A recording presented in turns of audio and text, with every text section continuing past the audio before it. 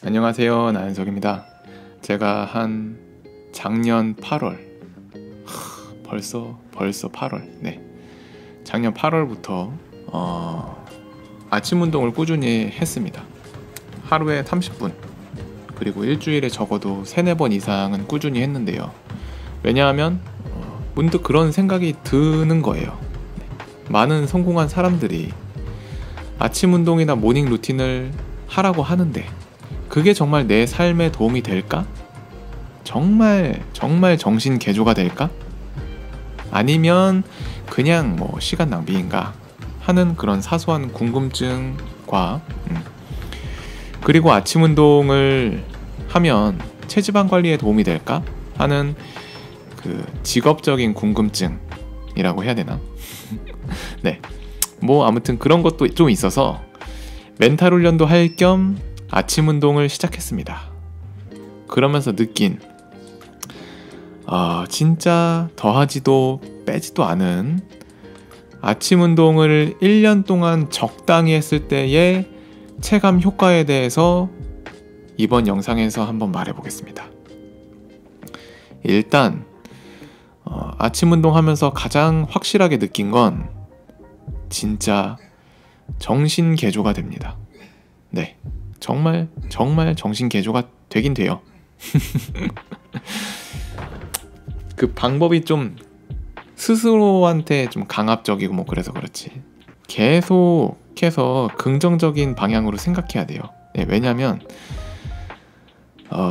만약에 외부 환경으로부터의 자극이 있으면, 그러니까 군대에서 아침에 6시에 일어난다든가, 아니면 직장이 좀 멀어서 아침에 일찍 일어나야 된다던가 하는 그런 외부 자극이 있으면 이거는 내 다짐에 의한 행동이 아닌 외부 자극에 의한 반응이잖아요.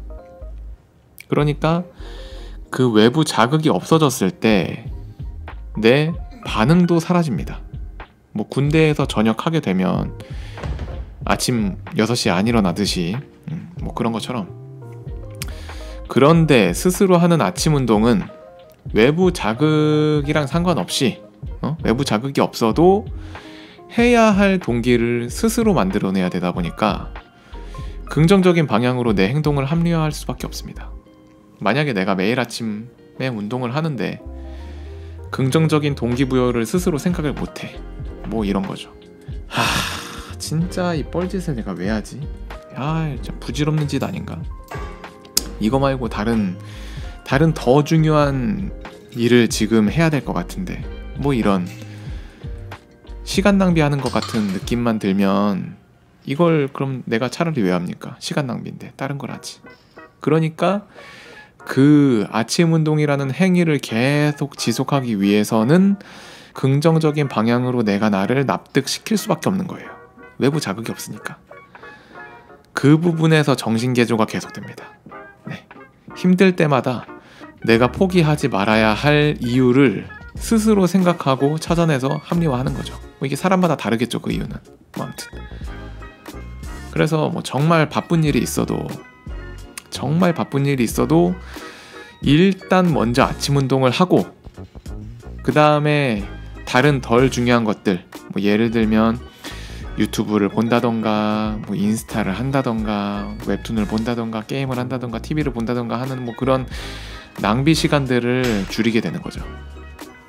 그리고 아침 운동을 하면 어쨌든 체력이 좋아지니까 몸에 에너지가 더 많아집니다.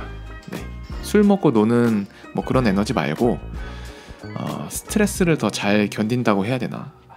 이제 살다 보면 스트레스 받는 일이 많잖아요.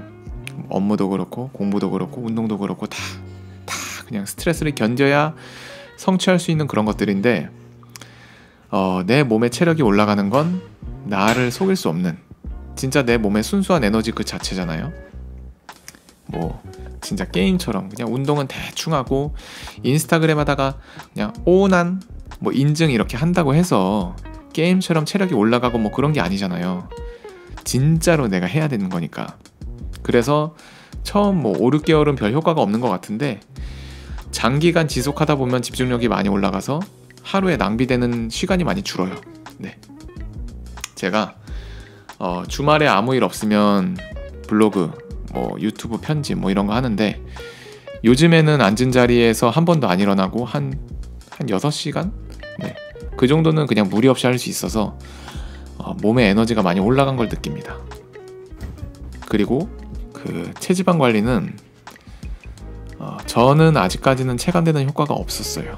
네. 일단 제가 어느 정도 체지방률이 낮은 상태에서 시작을 했기 때문에 이게 맞다, 틀리다라고 확언을 할 수는 없지만, 지극히 제 개인적인 경험으로만 이야기를 하면 아침 유산소 하기 전과 후에 뭐 제가 식단을 더 먹거나 덜 먹거나 하지도 않았고, 항상 평일에 같은 식단을 먹었거든요. 매일 저울로 무게까지 재면서.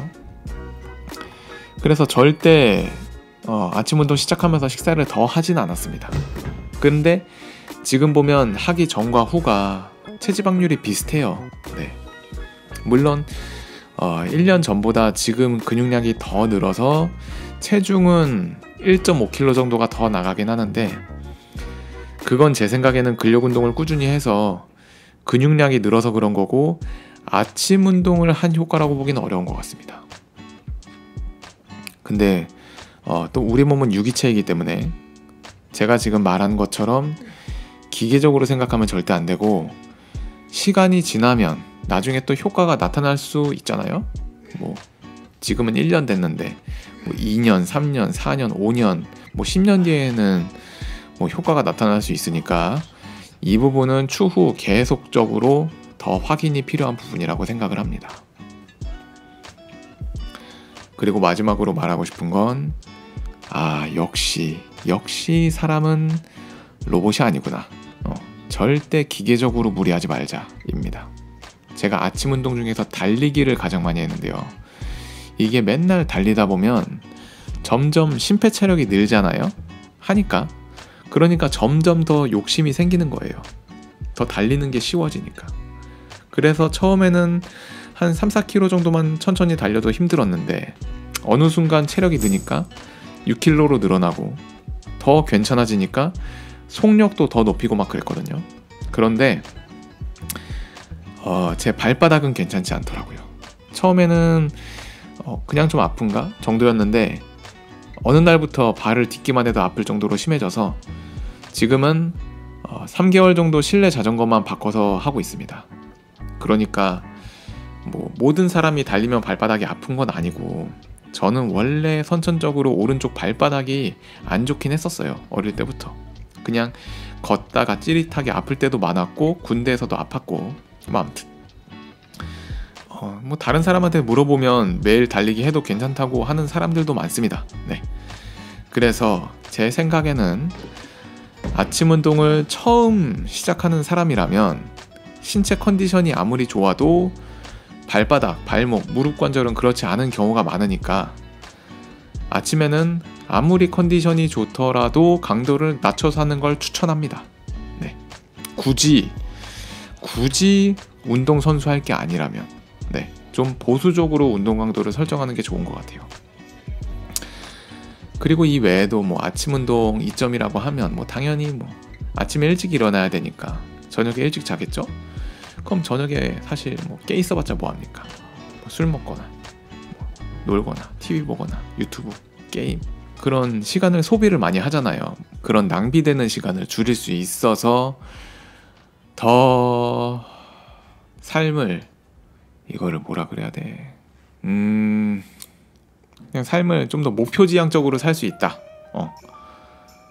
그거는 좋은데, 반면에 동시에 아무래도 이제 그런 쾌락적인 욕구가 줄어드니까 이제 무료합니다. 이건 어쩔 수가 없는 것 같아요. 그래서 내 삶의 방향을 좀 더 목표지향적으로 잡고 그것에 가치를 두고 살고 싶다면 아침 운동을 적극 추천하고, 뭐 그게 아니라면 굳이라기보다는 그래도 뭐 아침 운동을 하는 게 저는 좋다고 생각을 하기 때문에 추천을 합니다. 네. 그럼 제가 이번에 준비한 영상은 여기까지고요. 우리는 다음 영상에서 또 만나요. 네, 안녕.